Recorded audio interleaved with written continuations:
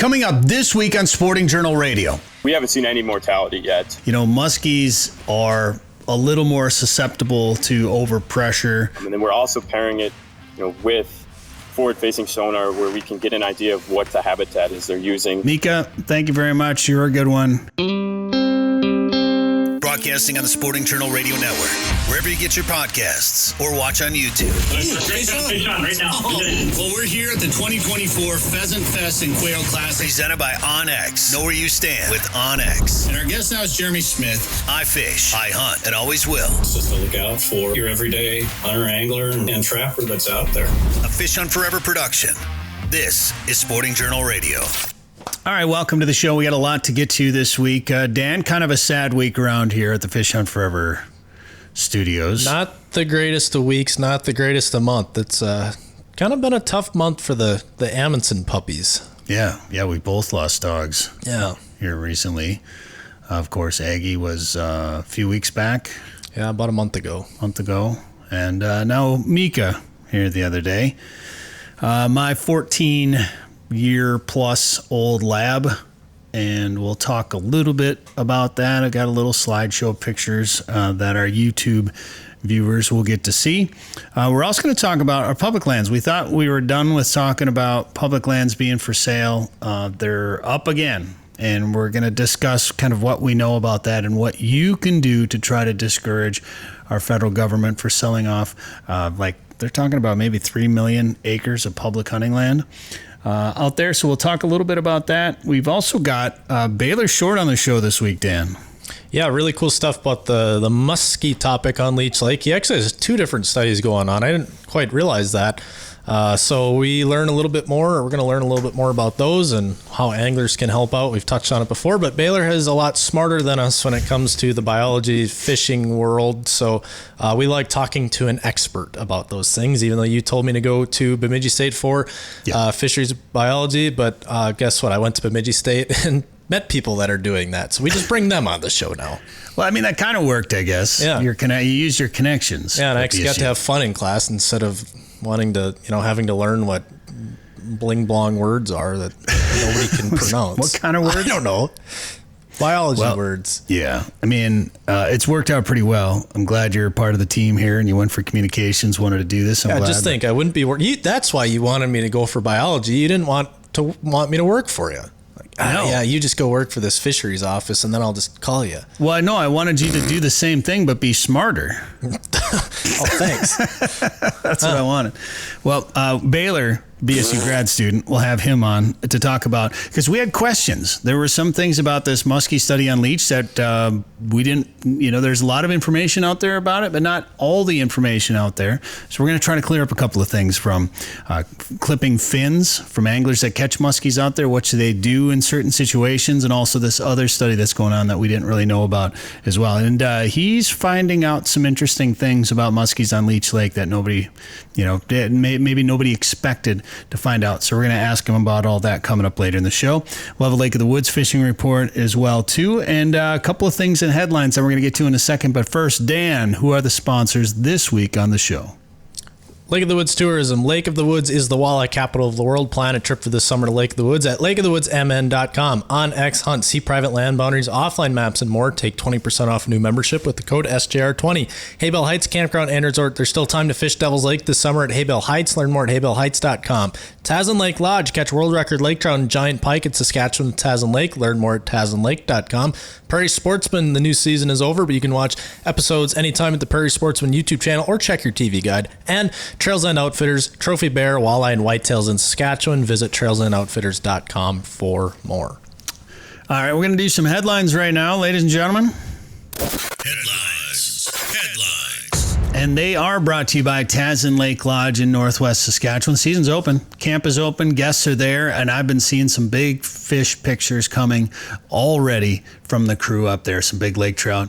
And, of course, a big pike and a beautiful scenic northern Saskatchewan setting. We're heading up there. I think we got one more show to do here, and then we're heading up to Saskatchewan. Yeah, all right. I'll see you guys there. We're going up to film another season of Taz and TV. You can watch those episodes at TazandLake.com or on the Taz and Lake Lodge YouTube channel. Well, for deer hunters in Minnesota, there's a few more counties added to the deer feeding ban. They've added 8 counties to a deer feeding and attractant ban to reduce the risk of CWD spread. After CWD was detected in new areas of the state last year, the ban now includes 32 Minnesota counties. The wording of the ban was clarified to prevent it from covering natural or manufactured products that do not have attractants added. So there was some confusion about the ban before and what people could use.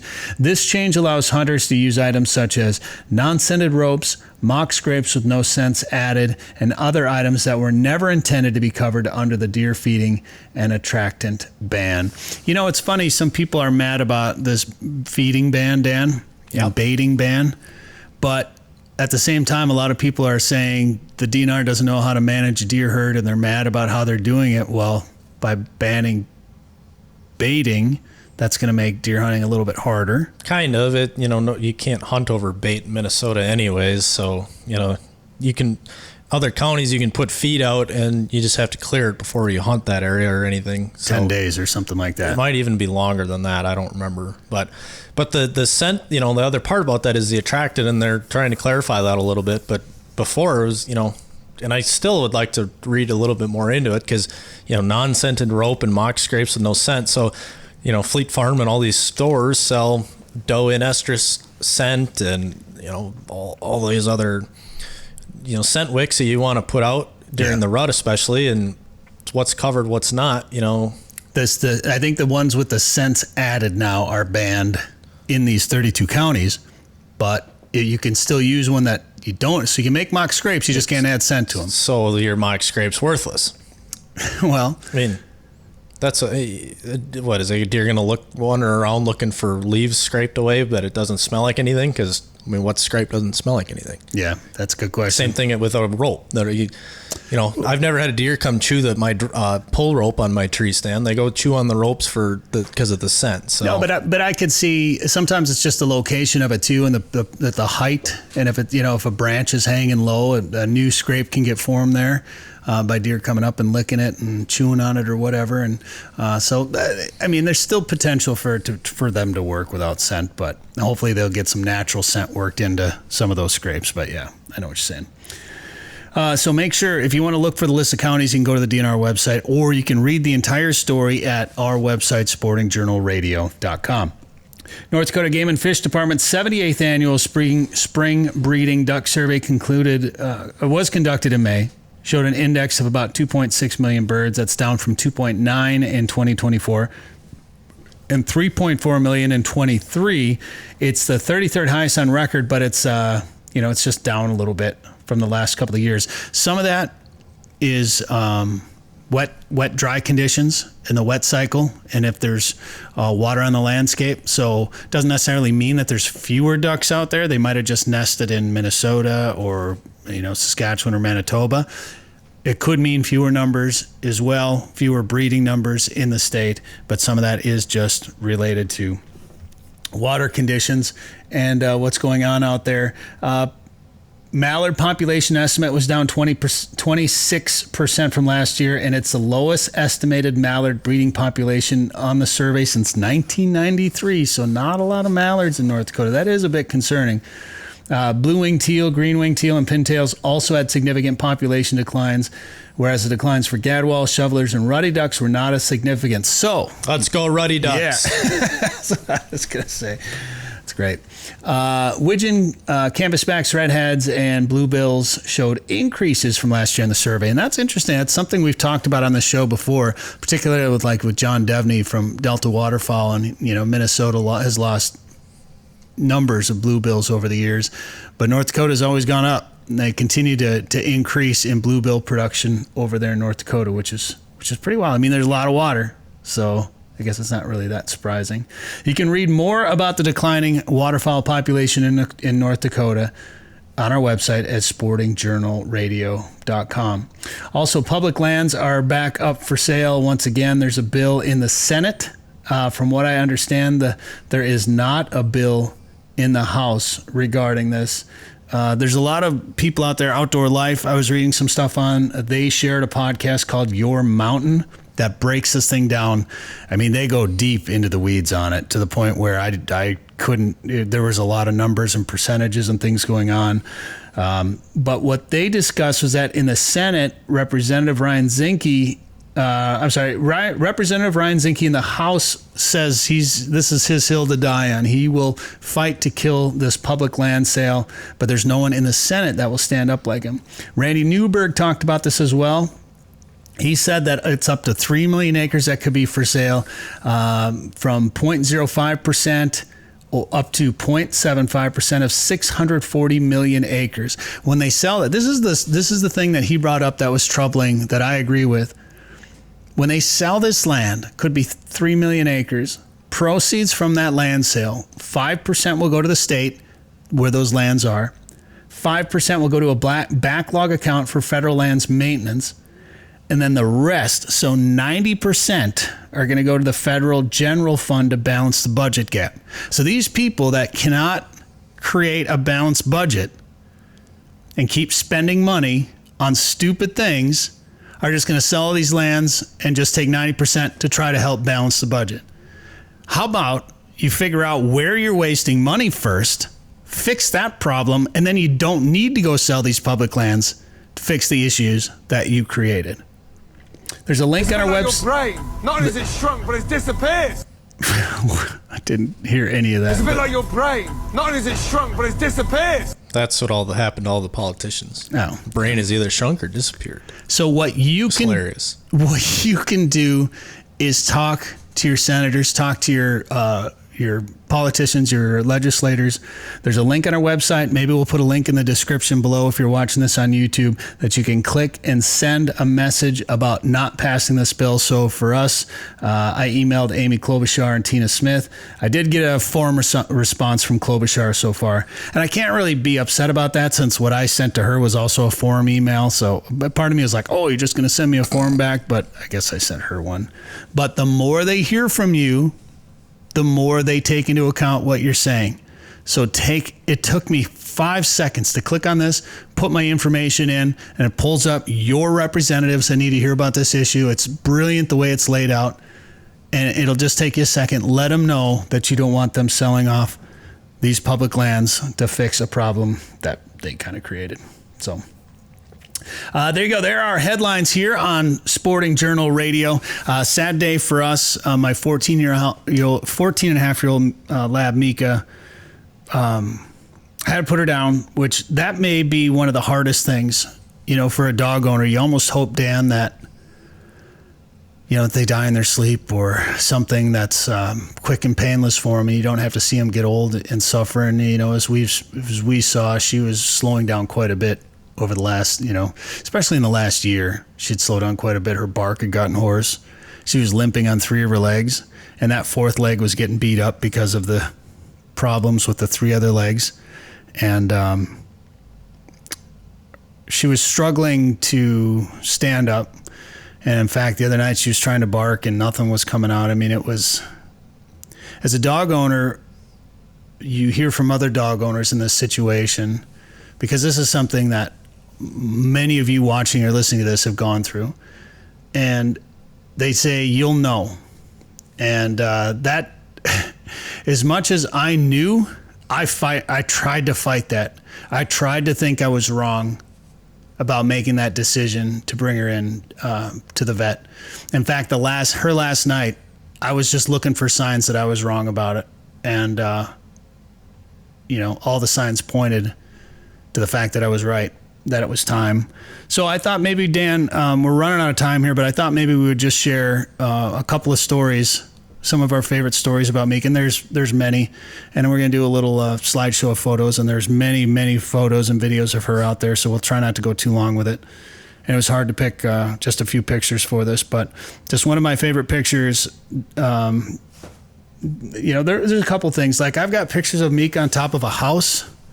Maybe you've got that one in there, Dan. Yeah, I couldn't find her, and I was running around outside, and all of a sudden I heard this noise up on the roof. There she was, just standing up on the roof of this house.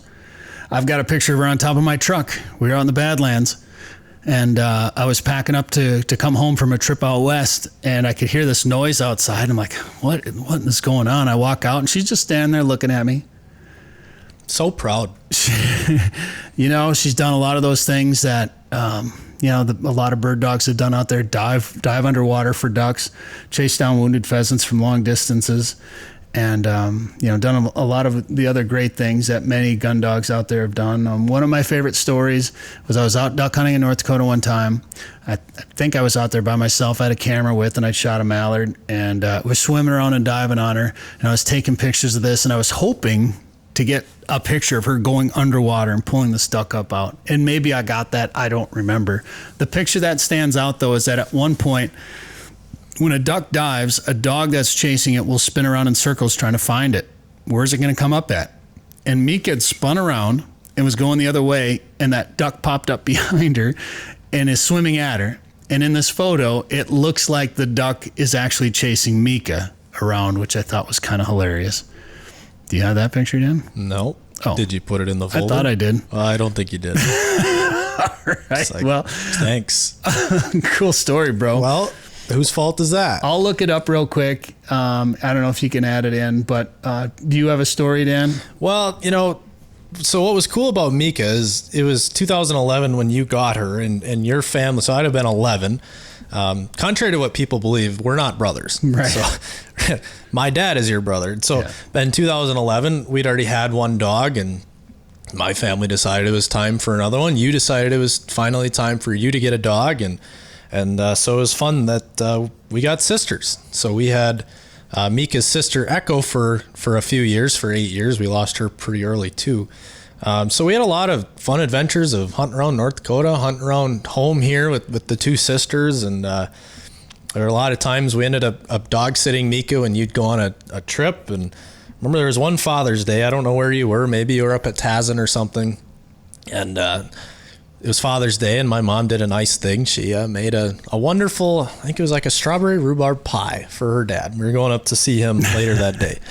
And right before church, Echo comes into my mom's room and kind of looks at my mom with just big guilty eyes. Like, something happened. I didn't do it, but you need to know about it.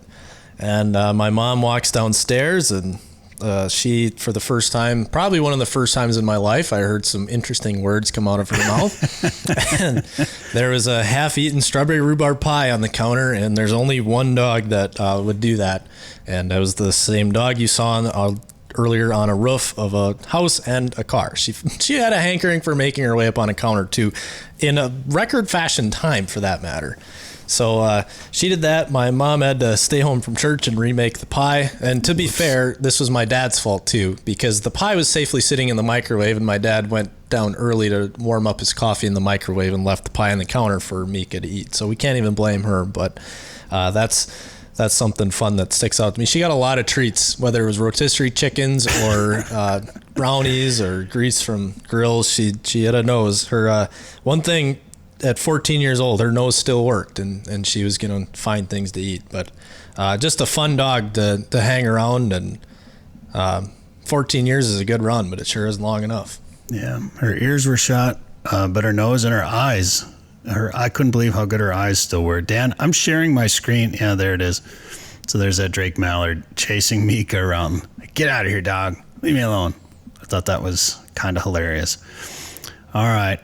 Mika, thank you very much. You're a good one. Here's a little photo tribute from us to you. And then we've got Baylor Short coming up to talk about the Leech Lake Muskie. He's answering our questions about what's going on. So you're going to learn more about the muskie research on Leech Lake coming up right after this. Old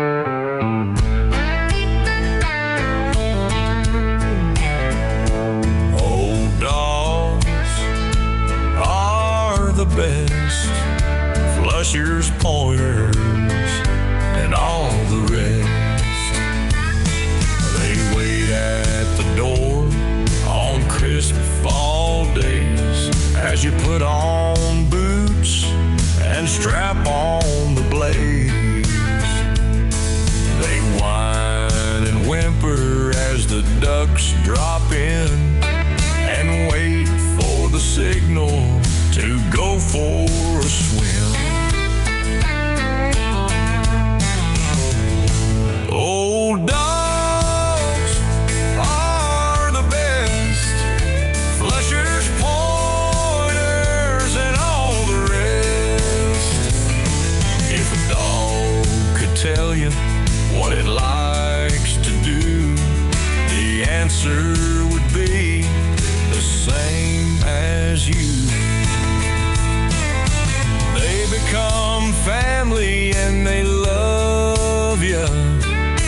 just don't live long enough. Old dogs are the best, flushers, pointers, and all the rest. They'll go. All right, this segment brought to you by Trails End Outfitters, trophy whitetail, black bear, and walleye and pike fishing on legendary Tobin Lake. Find out more and get your trip planned at trailsendoutfitters.com. Sick of eating tagged soup? It's time to own your odds this fall with OnX Hunt, the GPS hunting app trusted by millions of hunters. Now you'll have access to nationwide public and private land ownership information, waypoints, optimal wind for each stand, tracks, and much more. All at your fingertips. Go to onxmaps.com/hunt and use code SJR20 at checkout to receive 20% off your membership. That's code SJR20. All right, welcome back. We've got a guest now to talk about what's been a hot button issue so far this year, and that's muskie research, specifically what's going on at Leech Lake. So Baylor Short joins us right now. He's a fish specialist with the Leech Lake Band up there. He's also a grad student at BSU, and it looks like you're out and about. Are you out on the water right now? I just pulled off so I could get a little bit better reception, but we were out there this morning. All right. Great day to be on the water. Thanks for having me. You bet. Thanks for coming on the show. In the middle of the research right now, I love it when we're able to do something like this, like literally the topic we're talking about. You're out in the field or on the water, in this case, doing the work that we want to ask you about. So first of all, this Leech Lake study, what is the goal of this study? Just summarize it for us real quick. So we've got two going on right now. The one that we just started this year is taking a fin clip for population estimates on Leech Lake for muskies. We're seeing, that it's a pretty important topic. A lot of guides are interested in seeing where these fish are and how healthy the population is in Leech. And then that other one that we're working on as well, and that's the project I'm getting my grad project on, is a movement telemetry study where we're looking at habitat use, where these fish are really going. And then if there's any expressed mortality rates with fish that are being caught using forward-facing sonar or just being caught in general out on the lake. A lot of this came out, and I'm curious to know how much of this research was planned prior to, some like the summit where the topic got brought up, and in recent years, guys like Jeremy Smith and some of the guides out there have really been kind of touching on this subject a little bit. And muskies are a little more susceptible to overpressure when you start talking about finding them over deep water, and using the forward-facing sonar, the live imaging, and things like that. So it's been a topic that's been getting discussed a lot lately, and then things really heated up around the time of the summits, and then all of a sudden this study was announced. So how much of this research was planned prior to this, and how much of it came out of some of these people just talking louder and louder as time went on? It was definitely in the talks before the summit, and then after that summit was concluded, that's when everything got rolling. The ball started going a little faster, and after that, we just kind of jumped in with both feet. Everybody hopped on board. Leech Lake Ojibwe Band, the MNDNR, as well as Bemidji State jumped in together, as well as Minfish, who's a big sponsor of the study, just kind of pulled everything together so we could get this rolling as fast as we can. And this first year, we're more looking at the study as a pilot year, but there's a bunch more years to come and follow with this. Well, it's important work. I know a lot of people are curious how this is going to go, and with catch rates increasing and finding fish in areas of the lake where you can actually do some harm to these fish, it's important work. So one study involved clipping fins, and we were kind of surprised about this a little bit, that anglers are going to be clipping some fins. Where did that idea come from, and what would you say to anglers that catch a muskie out there? So with us being out there tracking fish, we wanted to get an idea. Figured it was the best time to do a population estimate on the lake because there really hasn't been one done out on Leech Lake. And with Leech being such an important body of water for muskies across the state and nationwide, really, we wanted to get an idea of what we're working with for fish in the lake. And for the anglers that are out there, we've got we call them little containers. We call them scale envelopes for those fin clips. And for those anglers that are out on the lake, we've got sites along 13 different locations where you can pick up an envelope, clip a fin, and take that. And we can use that information to get an idea of how many fish are in the body of water. And this will be a 2-part study where we need to get fin clips this year as well as next year. And it's really important we can hit that number that we're shooting for, so we can get a really good idea of how many fish are in the lake. Were you, sometimes you wonder if, reports of dead muskies are exaggerated, or if the pressure that's being put on these fish are exaggerated by some, the squeakiest wheels out there. Have you found anything in this research yet that confirms some of the worries of these guys? With it being early yet and season opened 2 weeks ago, we haven't seen a whole lot of we haven't seen any mortality yet. And I've been out on the lake angling for them as well as out there tracking our fish, and I've yet to see one floating in the water. Especially in those areas where they're targeting, deep water fish. And it might have to do with, the water temps we're seeing so far this year with everything being a little slower. But, that's kind of what we're looking to see. Is there really, increased mortality or not with these fish that are being caught? Yeah, it's early yet, I guess. Have you, the Paris Trench has been brought up specifically as an area that potentially could be a problem. Have you been seeing, the time that you've been spending on the water, have you been seeing a lot of people fishing there that look like they're targeting muskies? There hasn't been, I've talked to anglers and everything, and people talk about, there's 25 people out there, using forward-facing sonar in the trench. And at one time, I've maybe seen 3 or 4 boats out there so far this year, which isn't as much as I was necessarily. I was thinking we'd be out there and we'd see 20, 25 boats out there scoping deep water, but that's just not the case so far yet this year. Well, maybe the word got out and some people are trying to avoid it a little bit, which ideally is what we're kind of hoping. Instead of having any restrictions, just make it a social issue and pressure people not to hurt those fish out there. The fin clip study, have you received any yet from anglers? We have. We've been checking our little drop boxes, and there's quite a few that are getting dropped off. But we really need. I think our number is right around 500 clips to get an estimate that's valid for a good population, and to get that, we're going to need a whole lot more from anglers and everybody to kind of step up. So let me ask you this. One thing I haven't been able to find in some of the research that we've been doing is what if an angler catches a fish that has a clipped fin already? What are you asking them to do? We want people to continue to clip that fin. That'll allow us to see too.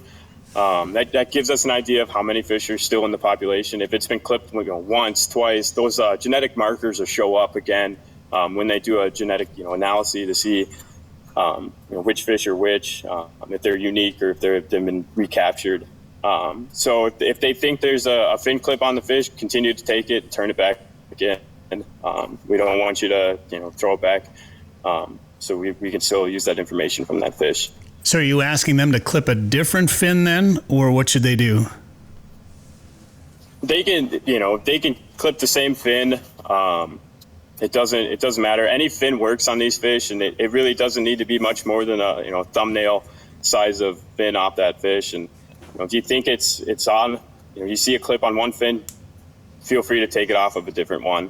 A lot of the times, those fish get in a net, they're going to thrash around and you're going to see tears and everything. So more often than not, it's probably not going to be an existing fin clip.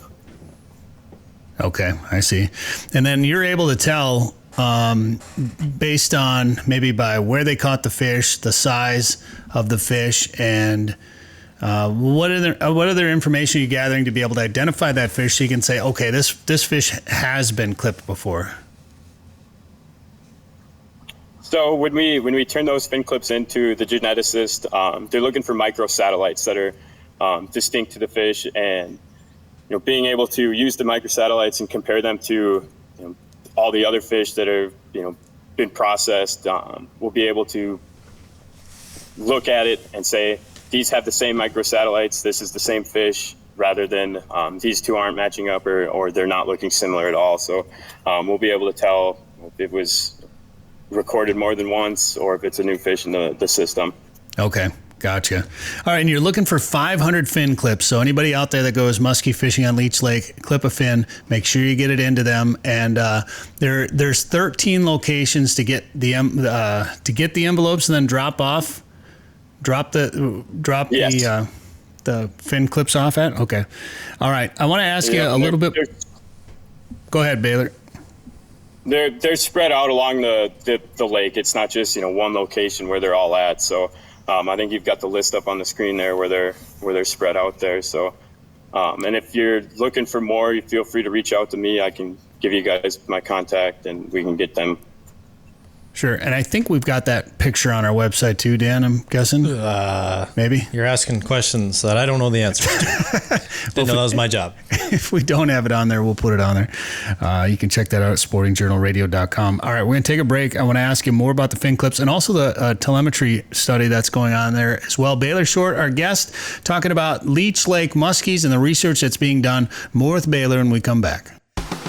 Now is the time to start thinking about chasing big walleyes on Devil's Lake. Get on the fish at Haybale Heights Campground and Resort. Haybale Heights makes it easy for you to make memories on legendary Devil's Lake with guided fishing and lodging packages. Or bring your own boat and rent one of their cabins on East Bay. Haybale Heights offers a private marina, fish cleaning station, and the opportunity to relax and enjoy your bucket list trip to Devil's Lake, North Dakota. To book your trip, visit haybaleheights.com. That's haybaleheights.com. All right, we're back. Our guest, Baylor Short, BSU, and also a fish specialist with the Leech Lake Ojibwe Band up there, talking about muskies and the research that's being done up there. You're looking for 500 fin clips from anglers. I think it's, at first we were a little nervous about anglers clipping fins and all that, but what I really like to see is that anglers are getting involved in the research, which I think is good, especially some of those muskie guys that spend hours and hours out on the lake. And of course, Leech is one of those lakes that anglers are going to probably fish a lot and spend a lot of time on. You're looking for 500 clips. Now, is that all going to be in this season? Is this going to be a multi-year study, or how long is this going to take, you think? So we're looking to get that 500 this year, and then as well as an additional 500 next year, and that's what we're going to be able to compare between the two with that market recapture aspect to get a good population estimate of what's in the lake right now for muskies. Okay, so you need 2 years so you can compare the two. All right. Well, that's going to be going on for the next couple of years, and then tell me about the other study that you're doing as well.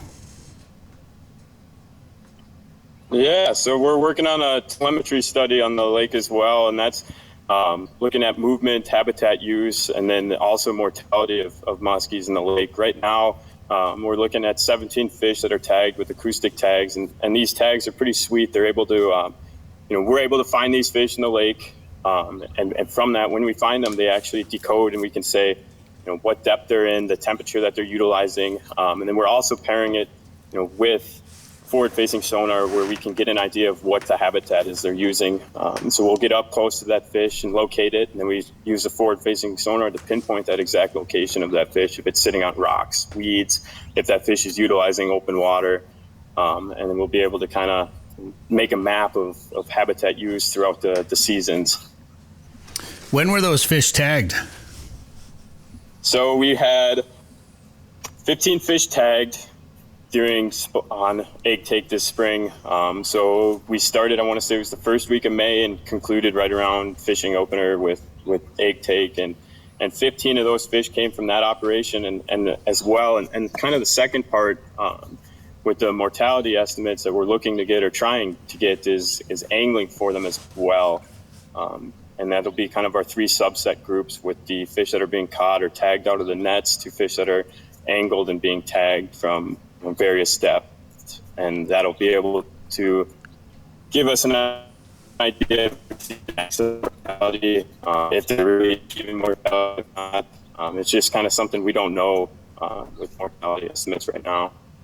Baylor Shorter's our guest. He's doing research on muskies right now, and he's out at the lake. And I think we're gonna have to talk to the community about getting better cell service up there, because we're just cutting in and out just a little bit. Get Elon with a satellite over there. There you go. One of those. Get those micro satellites up in the air. So 17 fish that are tagged. And there's research going on over in the Alexandria area on muskies, where they've asked anglers to get pit tag readers in the boat. Are those pit tags that you're using readers for, or if an angler catches one of your tags, what are they supposed to do? So we've got these fish that received the acoustic tags also received an external tag called a Floyd tag, and it goes right on the back side of their body by the dorsal fin, and it says MNDNR. It's got a number. It's white, and I would love to get the information from the angler. So if they catch one of those fish that has an external tag, feel free to reach out. We also have quite a few fish in the lake that are already tagged with pit tags. So if they're anglers looking to get information or see if those fish they've caught are previously handled by the DNR, the band, or myself, they can buy some pretty cheap pit tag readers off of Amazon for next to nothing compared to musky baits these days, and we'll be able to get information to these anglers that are catching them. So if they just should call you or email you or something to get that info to you. You probably saw that. Oh yeah, either myself or DNR. Okay, you probably saw that Alexandria research that was going on over there, and how they're doing it with the Fish Donkey app. Have you guys considered doing something similar to that? We're looking at different avenues to get information from anglers, and I've thought about different ways that we can get more input from the public, and I guess I'll look into that one a little more, because that'd be sweet, especially if it's working well for those guys down in Alex. Yeah, I'd be curious to talk to anybody. Have you seen anything come out from that one, Dan? No, I haven't. But you guys are just doing this research because you want more musky spots. You just want to go have new spots to fish, aren't you? Exactly. Yep. I knew it. I want to know where these things are so I can go out and catch them myself. I knew it. You're actually out there searching for fish right now with this the telemetry research. Have you found anything out interesting with that so far?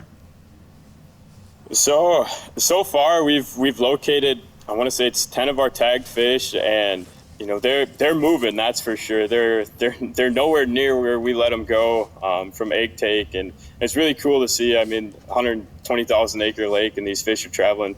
Farthest one so far is like 17 miles away from the spot that we dumped it off at, and it's awesome to see that these fish are doing well. They're thriving, they're moving, and they're not just from one end of the lake.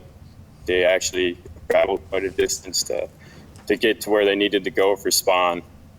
Well, that's really interesting because, and obviously fish are going to move, and particularly during the spawn, they're going to move into spawning areas, and they're going to move out, and they're going to utilize different parts of the lake. But, I'm not a huge muskie angler, but when you think about muskie angling, you think about fishing memories or fishing spots, or this fish lives, in this rock, or in this ledge or whatever. Here, you're finding that maybe they are, maybe you think they're moving around more than you thought they were gonna.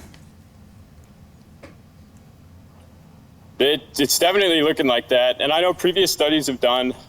They find out that these fish do establish a home range, and I'm hoping that a little bit later in the year, when water temps get to typical summer temps, that these fish do end up establishing a home range. And there was a previous study done on Leech. I want to say it was back in the 80s, and the gentleman that did that, he found out that they did establish a home range, and some had multiple home ranges. So what I'm hoping is we get some water temp more stable and the temperatures level out, and we're actually able to get these fish consistently or more consistently at the locations that they're going to hang out at for the time being, or for the remainder of the summer and going into fall. Well, what do you have for tagged fish? Did you just tag what you were able to, or did you try to get a variety of sex and age and length and things like that? So right now we've got, I want to say it's 13 males or 13 females and 3 males. Out of the nets, we were looking for the larger females to tag, just because they're more likely to establish a home range, and that would give us the information that we might need. Like if we tag fish that are angled and we're not 100% on the sex, if we can say, well, the 12 females that we tagged on in that established home range, and one of those fish that we caught that we didn't know what it was or the sex of that fish established a home range, we can make inferences that fish is more than likely a female, or vice versa. It's moving around a lot, and that could be a male. So right now we've got not the greatest spread, but as we continue to angle and tag fish, I think we're going to see a lot more of not necessarily unknown unknown sex, but kind of good guesses on whether if they're a male or a female. Sure. How many? What's your goal for how many fish you're going to tag? So this year we're shooting for at least 30, and we're going to continue. Next year tag more and more. And these tags have a battery life or an extended life to 3 years. So by the end of the study, we're probably going to be looking at close to 90, 100 tagged fish in the lake. Okay, so this study is a 3-year study then? That's the plan right now, and I'm sure with the information that we're finding out, we're going to try and extend this as much as we can and keep going with it, because it's a hot topic right now, and it's going to continue to be for years to come. That's for sure. Do you think anything? People, I'm sure people are going to be thirsty for answers to some of this research. Do you think anything's going to be coming out as you go, or do you want to just wait until the end and say, hey, let me get some numbers across each year so I can compare some trends and get some actual hard, solid data on this thing? I'm giving updates right now. I know our local paper in Walker is kind of following along with the study so far, and I'm.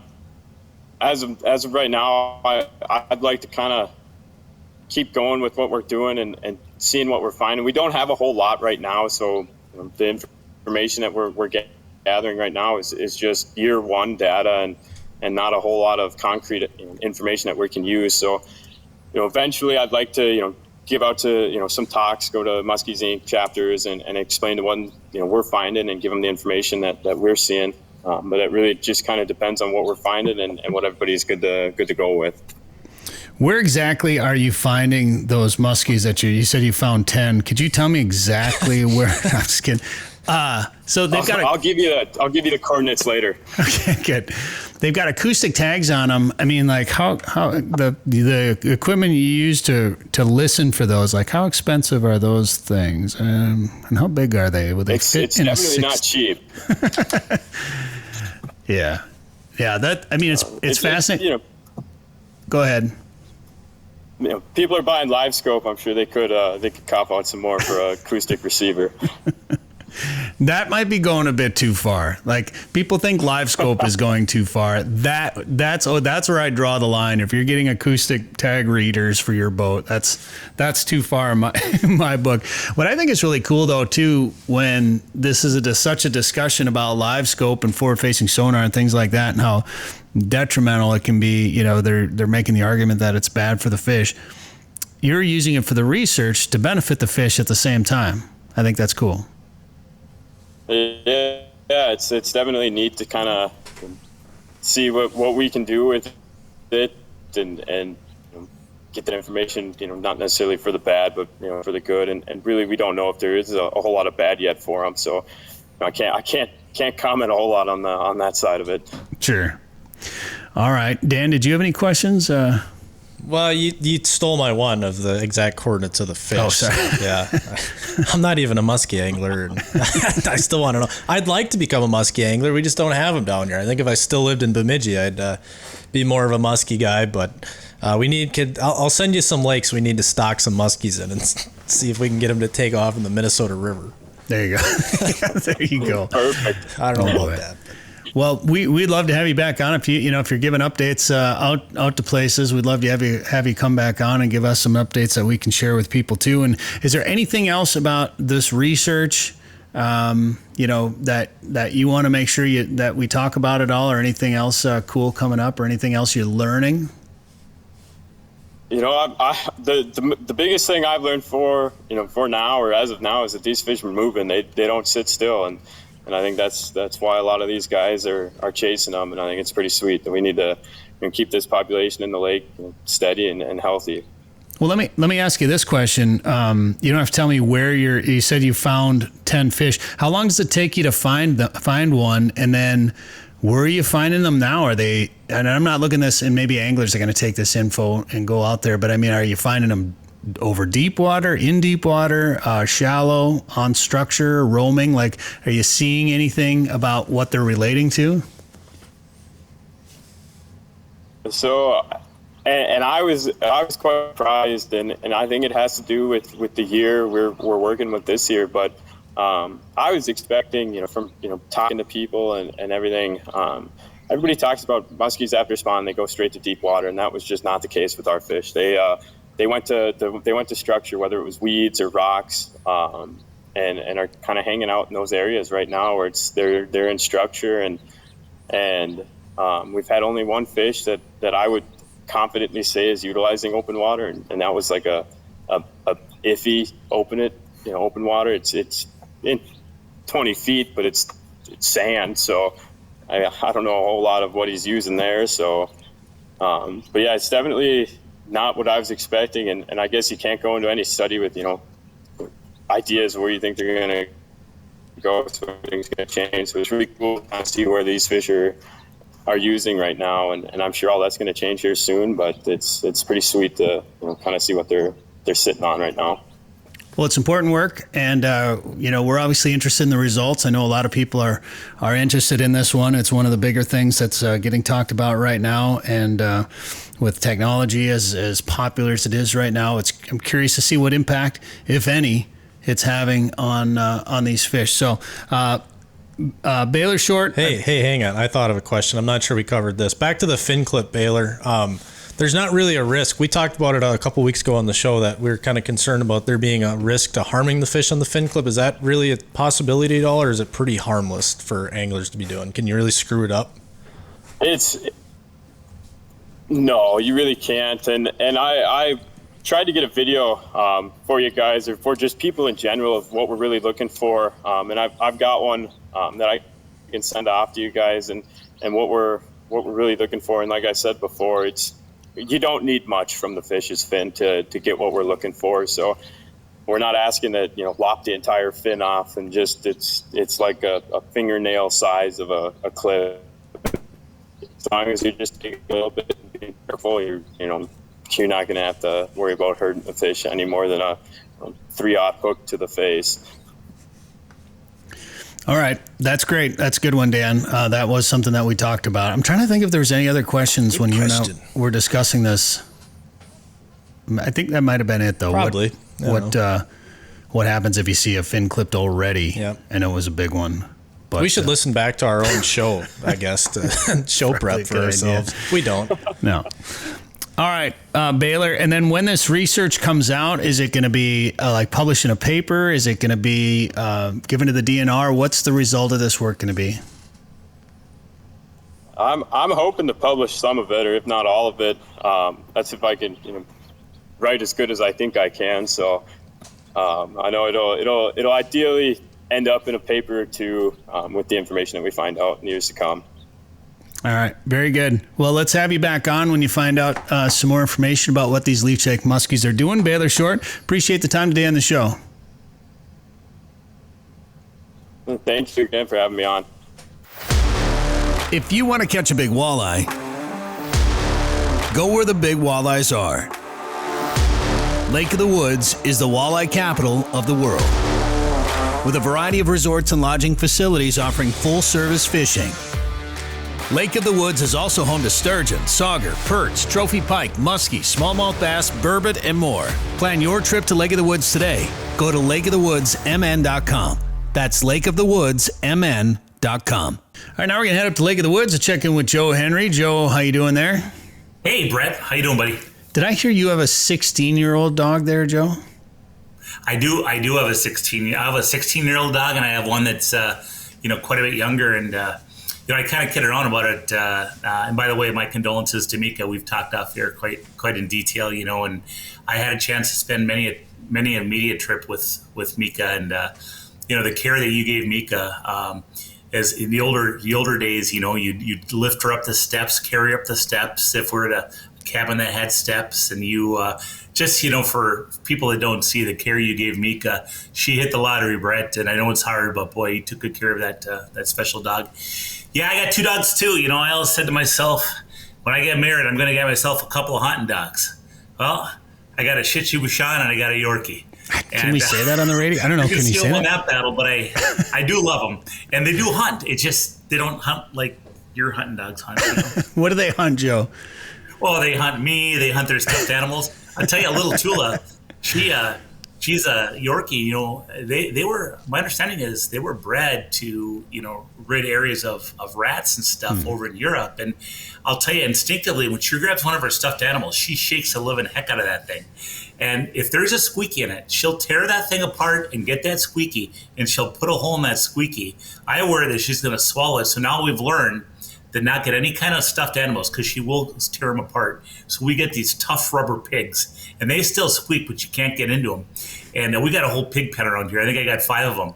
And, oh, man, she watches this pig pen like a hawk, let me tell you. I think I know the pigs you're talking about. A buddy of mine has one for his lab, and it's... when they get a hold of them, it's an interesting noise. But where I'm going with this, I saw a video once. A guy brought one of those pigs out to the woods and used it as his grunt call and called it deer in because it makes a little snort, Wow. If we're thinking of the same pig. But bring my dog deer hunting just to make a grunt call. Dad, if I do something like that, I'm going to have to ask Tula first because she watches them so darn close. I wouldn't want her to get anxiety if I took one away. Watch your ankles. Yeah. Well, I tell you though, they're great dogs, and if you're a pet lover, you know how it is. I mean, although they're not the hunting dog that I was thinking about, I sure love them to heck, and they're family. They're sitting next to me right now. Tula was just on my lap a second ago, and she's on the floor now sleeping, and Maggie's over in her bed. But you know what? They're family, and it's they don't last long enough. But I tell you, when I come home from being somewhere. Tula will bark once in a while. When I come home, she literally howls. And, to get the welcome from a dog is pretty darn special. I've tried to get my wife to howl. She won't howl for me. That's awesome. Well, 16, that's pretty good. Sounds like you've given her, you've given your dogs a pretty good life too. So, that's great to make it that long. Well, let's talk fishing a little bit, Joe. How are the walleyes doing up on Lake of the Woods this week? But it's been such a good summer. Part of it's because we have such a good walleye population. We have so many walleyes, but boy, it's just been so good. Right now, a lot of anglers, a lot of guides, charter boats, and just people bringing their own boats. They're going out and jigging up still, and they're doing really, really well jigging. We talked last week on the show. We did a TV show with John Bergsma and Greg Jones, and we pulled spinners. So that transition has worked already, too, with the warmer water. So we're getting them a couple different ways. Earlier in the year, I pulled cranks and got them. But the bottom line is fish are biting. I mean, they're getting really, really nice fish. I know Marshall Monk, Lake Road Lodge, went out looking for some big fish, and I think he whacked a 30, and he got one that just was under the 30 mark. And they got a bunch of other nice big ones, too, that same day. So really a variety of fish being caught. Walleye fishing is excellent. I mean, I just put on the Lake of the Woods Tourism's Facebook page, I just put a post, and I put the weather forecast on there because the next 10 days are just gorgeous up there, and fish are biting so good. Just if somebody has an extra opportunity to slide up and do a little fishing, I'll tell you what, it would be a good. Next couple of weeks would be a good time to slide up there. We got openings, Lake of the Woods. We get traffic in the summer, but there's openings everywhere, and it's a great time to come out. Well, we got a road trip coming up on the 27th, but we could probably sneak in a Lake of the Woods trip between there, Dan. Maybe. Yep. Right. I mean, I'd be all for it. How about on the way back? Yeah, that's probably more time. Do that. I like that too. How about on the way up and on the way back? Okay. You guys are good about that spur of the moment stuff. That you'll slide in for a couple of days and put a whole story together and whack them, And sometimes it's those spur of the moment trips. The ones you haven't planned, they end up being the most enjoyable. No expectations. Just it's no different when I go fishing by myself. I sometimes it's kind of enjoyable. I can go and experiment if I want to play around with forward-facing sonar. If I want to just cast swim jigs. If I want to just try pulling weed edges on somewhere where I haven't done it before. Whatever the case might be, it's kind of fun to experiment. Yeah, for sure. Well, Joe, I know walleyes get all the love up there, but last week with John, we talked a little bit about the smallmouth bass fishing up there. But with muskie opening up on Lake of the Woods here pretty quick, let's talk muskies a little bit up there. Yeah, muskies open up here this weekend up on Lake of the Woods, and Lake of the Woods, it's 14,552 islands. There's over 65,000 miles of shoreline, and it is a world-class muskie fishery. If you talk to muskie anglers, they know of Lake of the Woods, and we get anglers coming from all over the United States to fish muskies. You think about 14,000 islands. You think about our just the number of points, wind-blown points, neck-down areas where there's current, saddles, red cabbage, reefs. And then just, muskies targeting everything from tulipies to walleyes and saugers. Can't tell you how many walleye anglers will hook into a big muskie just jig fishing with a minnow. Well, naturally, those muskies are around because they're feeding on the walleyes and saugers. So it's just a very, very good fishery. And, the Northwest Angle is a perfect place to stay. You're on the Minnesota side, but most of the muskie anglers will target the Ontario side of Lake of the Woods for muskie fishing just because that's where the majority of the islands are. I do have to tell you, it was kind of interesting during COVID when nobody was able to cross the border and go into Canada, even by boat. Muskie anglers, the guides from the Northwest Angle, were forced to fish Minnesota waters, and holy smokes, were they happily surprised. I talked to one guide, and he said, it was unbelievable because I was fishing this, what looked to be a good muskie spot. I had 2 charter boats right behind me jigging walleyes, and I smoked a 51-incher, right? Almost, I tried to hide it, but with the muskie, it's kind of hard, and he just said the spots we found were really amazing. And it kind of makes me think back to how each summer, not every summer, but it's happened many a time where we have some of the best muskie anglers on the planet up at Lake of the Woods. They will give you an experience. They got the best equipment. They got the know-how. They will put you on fish and put you in some of the best muskie habitat in the world.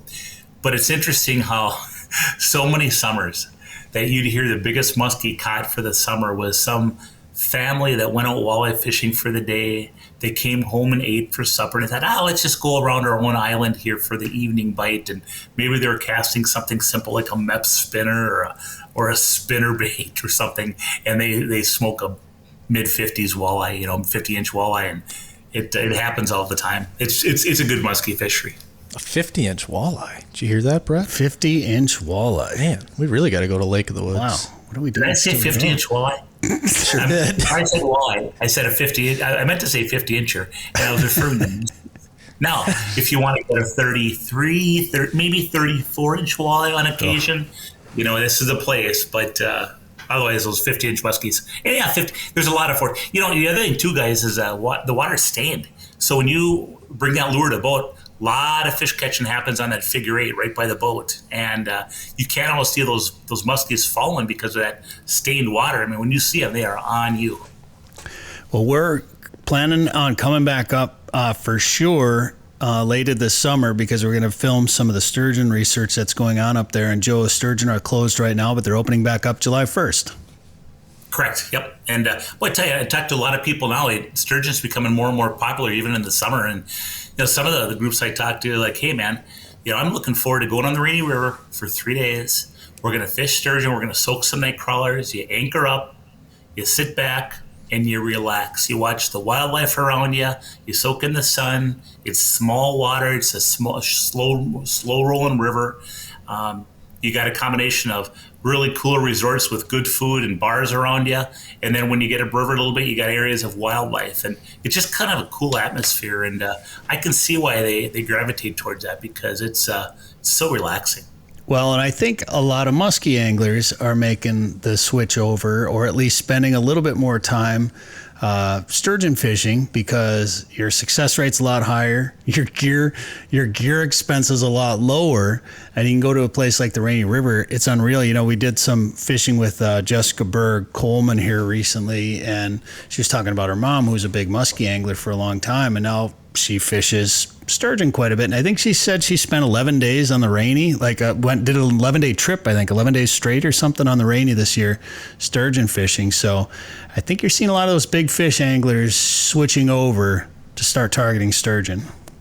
You know, I wrote an article recently, and I put something in there like, you know, promoting the summer sturgeon fishing, and I said something to the effect of, if you want to come up and catch the biggest fish that swims in Lake of the Woods. And I thought to myself, I wonder how the muskie anglers feel about that, because no doubt that, you know, muskies are definitely the biggest predator, but sturgeon are the biggest fish. And, you know, the other thing too, Bret, you didn't quite hit on is, you know, sturgeon fishing is really relaxing until you catch when you got to fight a big fish. But, you know, other than that, you're sitting back soaking worms. You know, muskie fishing is very physical with the casting.